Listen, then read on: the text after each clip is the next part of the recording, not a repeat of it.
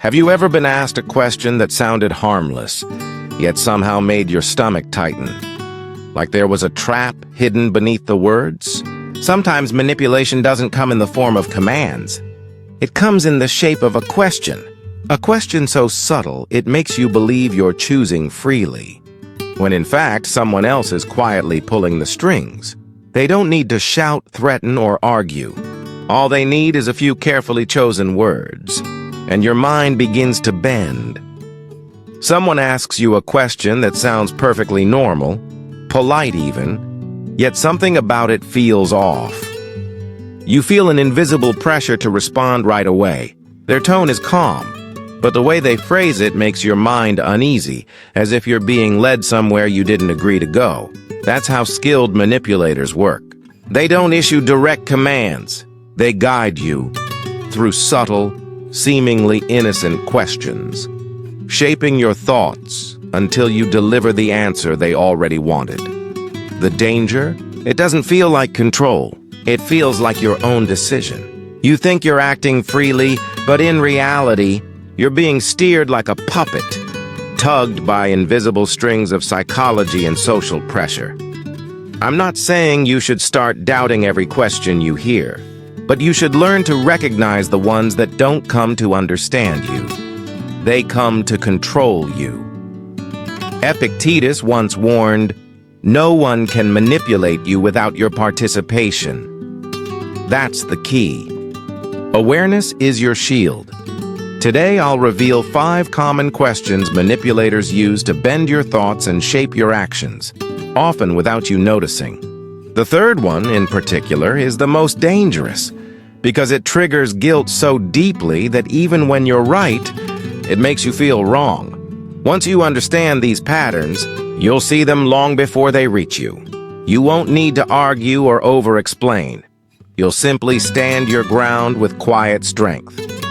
If you want to protect your mind from subtle manipulation and master the calm confidence of a Stoic, subscribe to Life Through Stoicism. Together, we'll build unshakable inner strength. Now let's begin. Question number 1. Don't you think? It sounds polite, even respectful, but it's a trap. When someone starts with, "Don't you think?" they're not truly asking for your opinion. They're framing the answer they want and inviting you to agree. It's a clever psychological move. It makes you feel involved in the decision while subtly pushing you toward their viewpoint. Most people fall for it because it feels like a discussion, not manipulation. They present their belief as the reasonable or obvious option, implying that disagreement would make you look stubborn or foolish. I once experienced this firsthand at work. A colleague, smiling kindly, said, "Don't you think it would be better if you handled the Peterson presentation instead of Mark? He's clearly not ready for something this important, and the client relationship is too valuable to risk." At first, it seemed like she was seeking my input. A friendly question, right? But the more I thought about it, the clearer it became. She wasn't asking, she was leading. Her mind was already made up. Mark was unfit, and she wanted me to take over. The trick lay in her phrasing. She didn't ask, "What do you think about Mark's readiness for this presentation?" An open, neutral question. Instead, she embedded her judgment. "He's clearly not ready," inside the question itself, and then asked me to agree. That's the hallmark of manipulation disguised as dialogue. It's not a conversation. It's a setup. It became clear to me if I said, "No, I don't think that," I would instantly look like the unreasonable one. Like I was defending someone incompetent, or worse, putting an important client relationship at risk. The way she framed that question left me with only one reasonable choice: to agree. That's the essence of opinion forcing. They're not really asking what you think. They're manufacturing your consent, gently, cleverly, without you realizing it. By turning their opinion into a question, they disguise control as conversation. They make disagreement look irrational or even confrontational. And here's where it gets tricky. They exploit something deeply human: our need to seem reasonable, kind, and cooperative. After all, who wants to look difficult or argumentative? So, when someone asks what appears to be a perfectly logical question, we tend to nod, to agree, to go along with the implied answer. Even when something deep inside whispers, "This doesn't feel right." Marcus Aurelius once reminded us, very little is needed to make a happy life. It is all within yourself, in your way of thinking. Those words hold more power than they seem. Because the moment you let others frame your thoughts, you're no longer living by your own reason.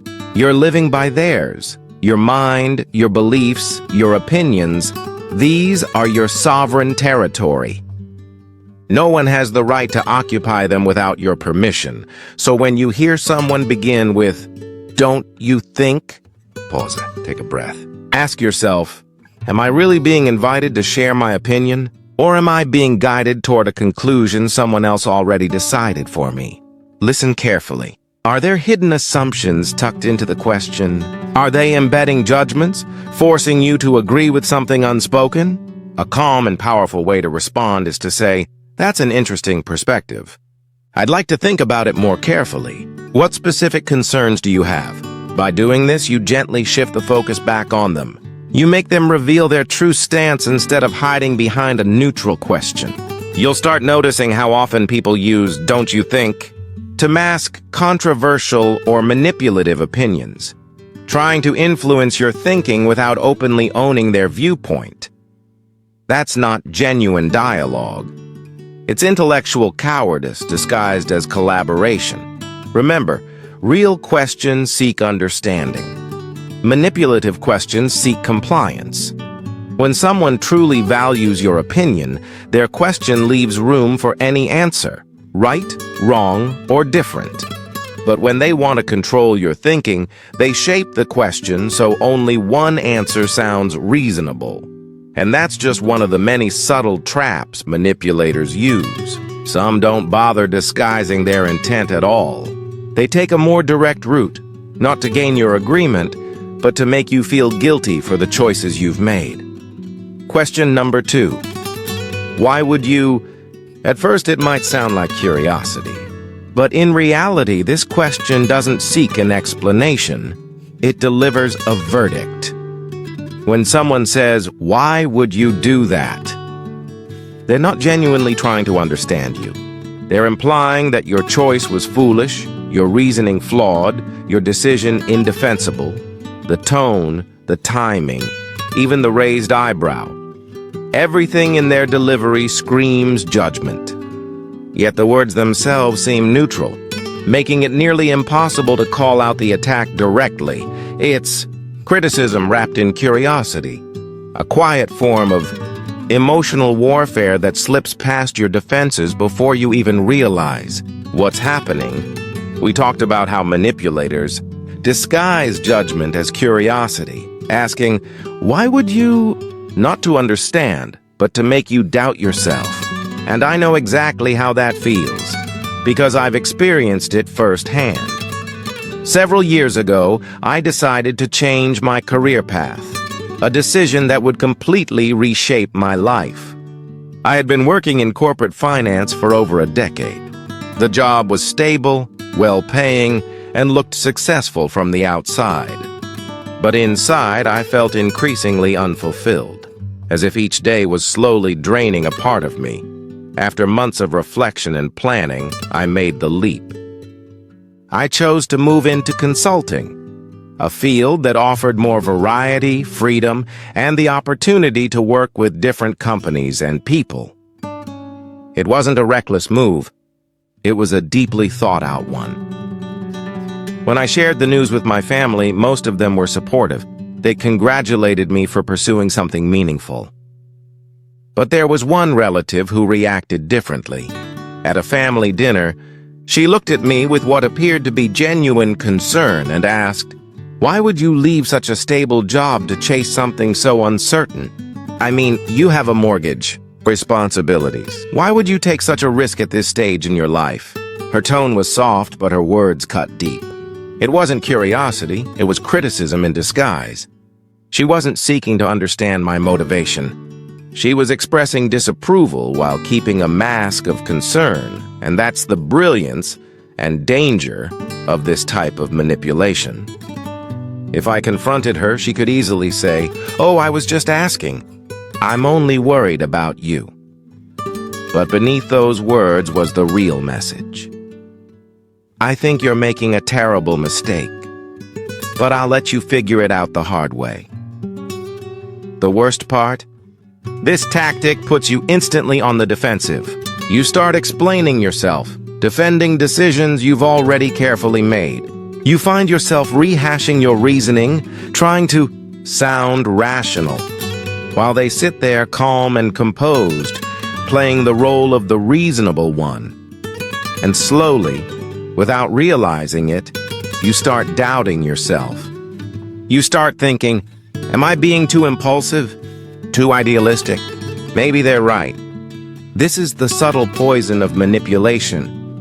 It doesn't attack your actions directly. It attacks your confidence in your ability to decide.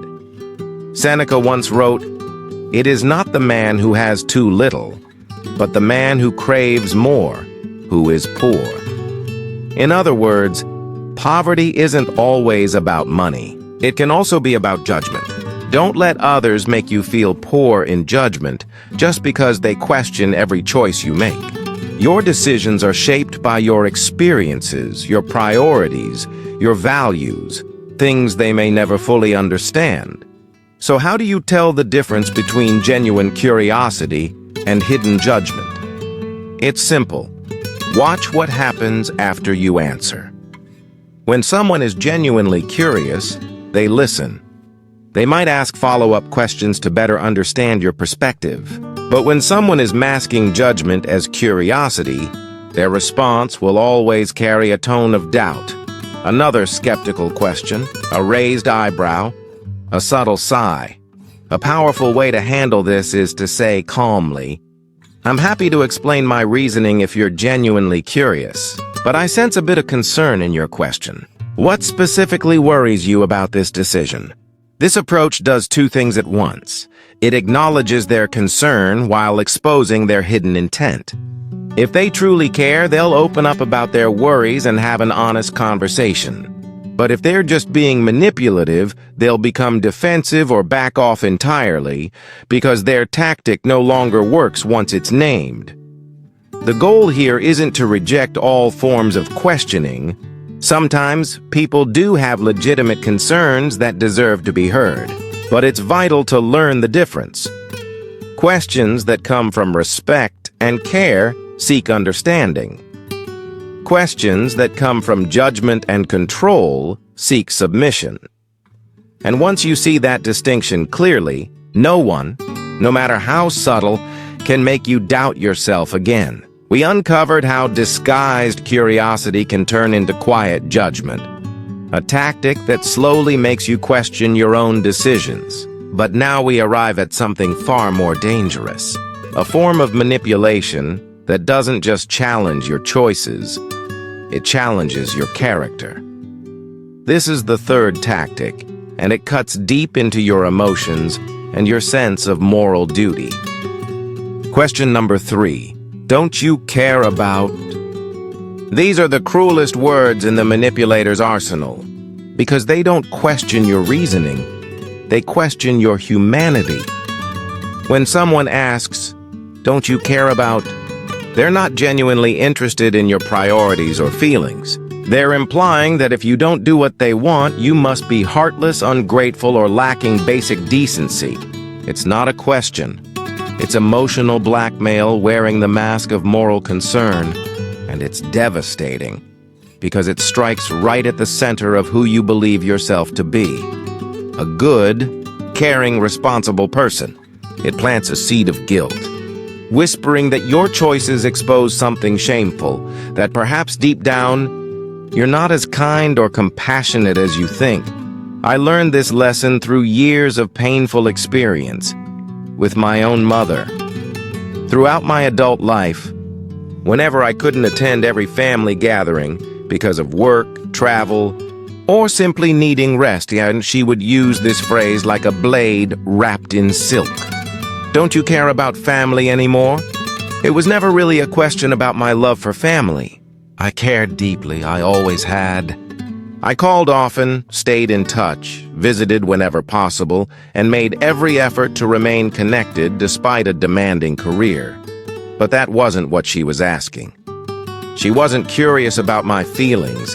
She was weaponizing my love to make me feel guilty enough to change my behavior. And that's what makes this manipulation so effective. It doesn't argue with your logic. It attacks your heart.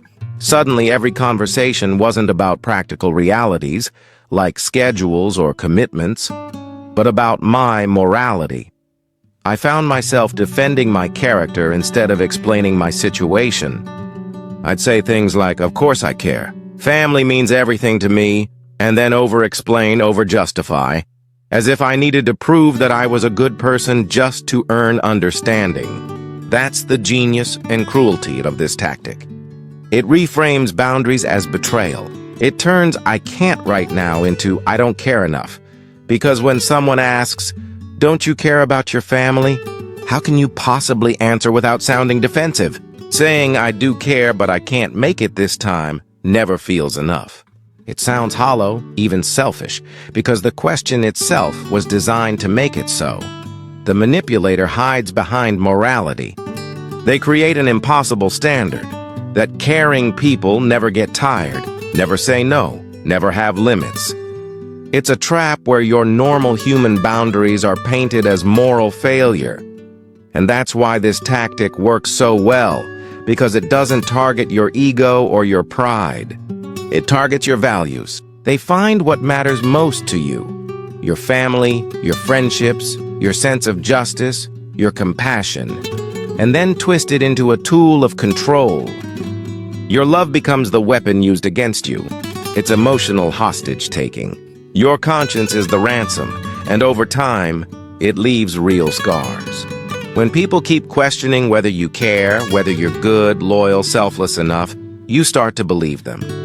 You begin to wonder if maybe you are too selfish, if maybe you don't care enough, if maybe something is wrong with you. But here's where Stoic wisdom becomes your armor. Epictetus taught, "No one can hurt you without your permission," and guilt, that quiet, corrosive pain, is permission. Permission you can choose not to give. Because caring doesn't mean surrendering, and love doesn't mean obedience. True compassion includes compassion for yourself, the courage to say no without doubting your goodness. We talked about how manipulators can twist your deepest values, turning your love and compassion into tools to control you. But here's the truth they don't want you to realize. When someone questions whether you care about something important, what they're really doing is asking for permission. Permission to make you feel guilty for being human. They want you to feel ashamed for having boundaries, for saying no, for making choices they don't agree with.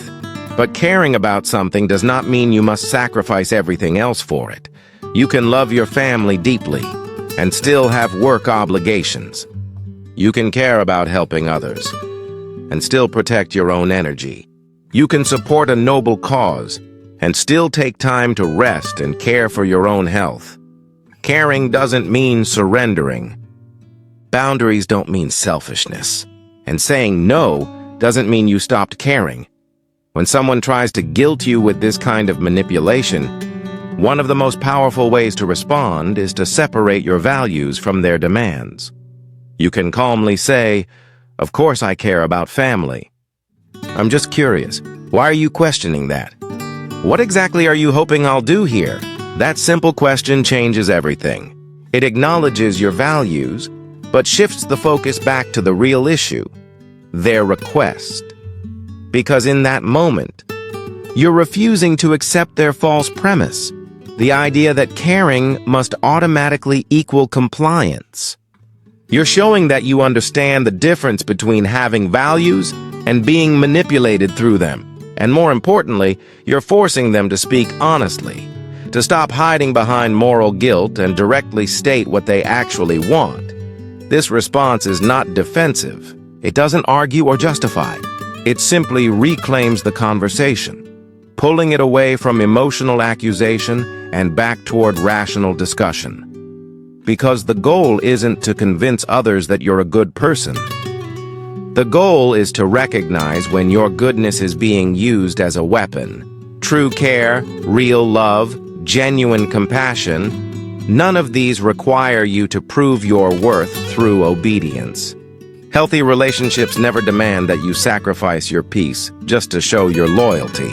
When you stand your ground calmly and kindly, you remind both yourself and others that self-respect is not the opposite of kindness.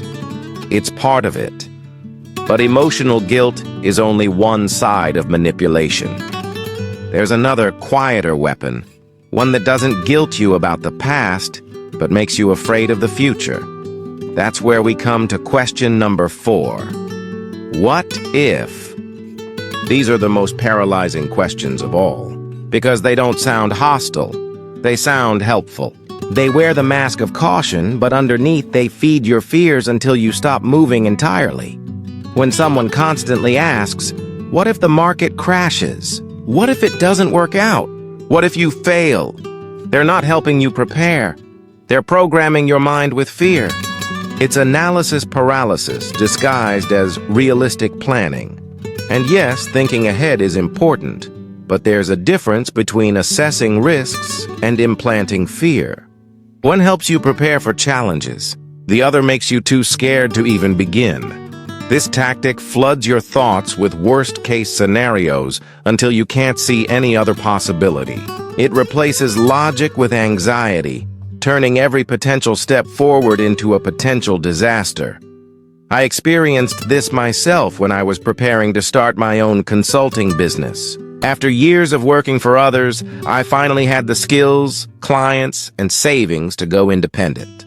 I had done the research, built the network, created the plan, and for the first time in years, I felt genuinely excited.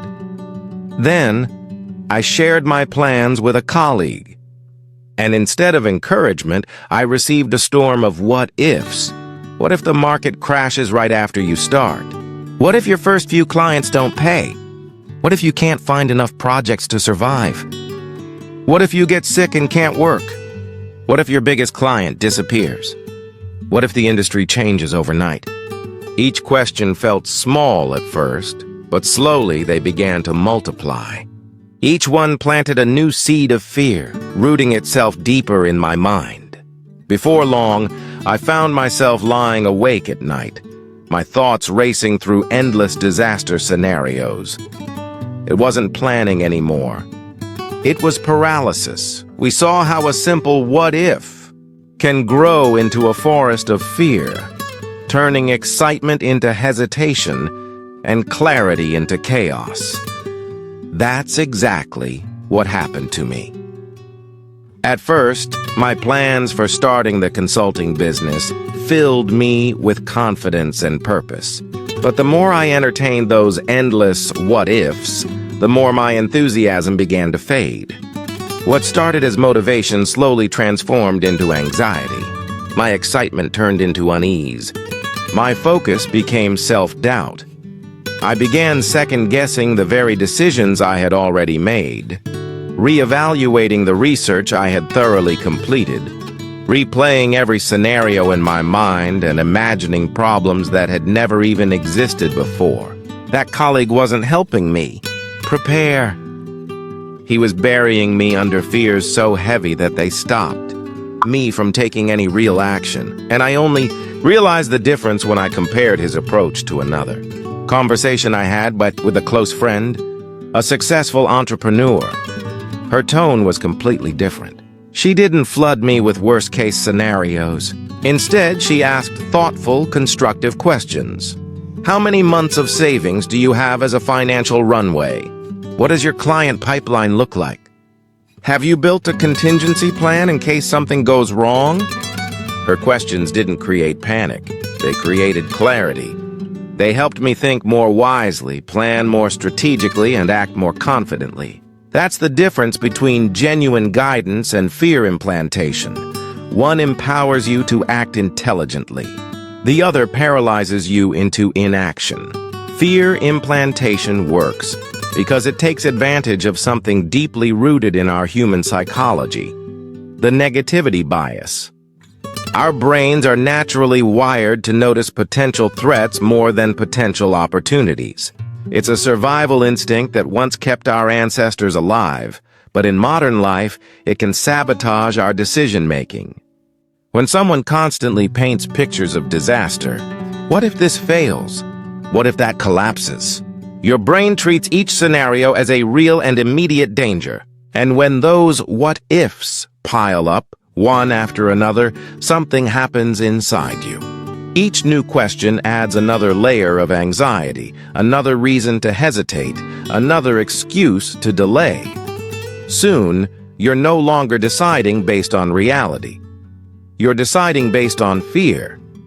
Not because the threat is real, but because it feels real. You start making choices not from logic or probability, but from the fear of rare, exaggerated catastrophes that are unlikely to ever happen. Marcus Aurelius once wrote, "Today I escaped anxiety. No, I discarded it because it was within me, in my own perceptions, not outside." That's the wisdom of Stoicism. The fears others plant in your mind only become real when you choose to adopt them as your own. The moment you examine them rationally, they lose their power. The key to resisting fear implantation lies in knowing the difference between realistic preparation and fear-mongering. Helpful questions focus on practical challenges and solutions. Fear-based questions focus on imaginary disasters and emotional overwhelm. So when you sense someone is crossing that line, respond calmly and clearly. "I appreciate your concern about the risks.